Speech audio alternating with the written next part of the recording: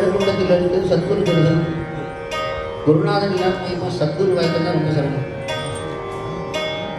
ஆனால் நமக்கெல்லாம் ஒரு சத்குருநாதன் இருக்காங்க. அந்த குருநாதன் எல்லாருக்கும் மேலே இருப்பார். ஆமாம், என்ன பண்ணாலும் போச்சுக்கவே மாட்டார். அதுதான் அதுக்கு முடித்த புறவும் கொப்பை செவ்வாய் குமிச்சரிக்கும் பணித்த சடையும் பவள போன்மையும் பாண்டியனும் இனித்த எடுத்த காரணம் மணித்த கல்வி வேண்டியது மாநிலம். அவருக்கு மட்டும் குடித்த புருவம் சொல்றார். எல்லாருக்கும் உலகத்தில் குடித்த புருவம் தான். உலகத்தில் இருக்க எல்லாருக்கும் புருவம் வளைஞ்சுதான். இந்த சினிமாவில் எல்லாம் மேக்கப் பண்ணுவோம்னு நிற்கணும். ஆனால் சாமிக்கு நிமிடதே இல்லையா. நம்மளுக்கு கோபம்னு ஒரு சின்ன குணம் இருக்கும். அது வந்தோன்னு பார்த்தா புருவங்கள் என்ன புருவத்தை நிமித்துறேன். இந்த கோபம் வந்தால் புருவம் நிமிந்துருமா.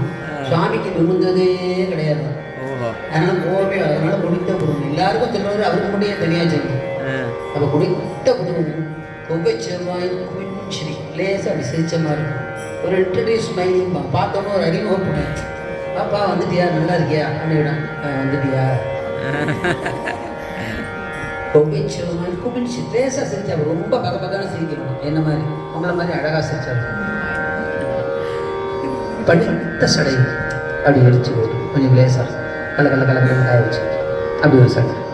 பவளம்போல் மேலே பால் வேறு விளையாடு விபூதி பூசி இனித்தம் எடுத்த அவளை சித்திப்பா இருக்கலாம். இனித்தம் எடுத்த புத்தம் காணப்பெற்றால் மனித்த திரவியமோடு எல்லாமே ரொம்ப அழுத்தி சொல்லுவார். அப்படி போய் சிதம்பரத்தை தரிசனம் பண்ணால் அதுக்கு மேலே ஒன்றும் கிடையாது. அந்த மாதிரி ஒரு நிலையில் இருக்கக்கூடிய சத்குருநாதனாக இருப்பார். தட்சிணா